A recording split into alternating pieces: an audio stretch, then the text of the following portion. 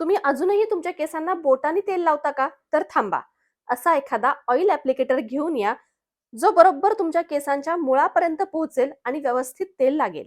तेलही असं निवडा जे नैसर्गिक असेल, GMP आणि ISO प्रमाणित असेल. जसं की नेचर शुअरचं हे हेअर ग्रोथ ऑइल.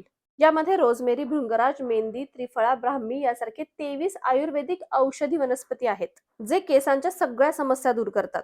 बरं, आता तेल लावल्यानंतर केसांना मसाजही हवा.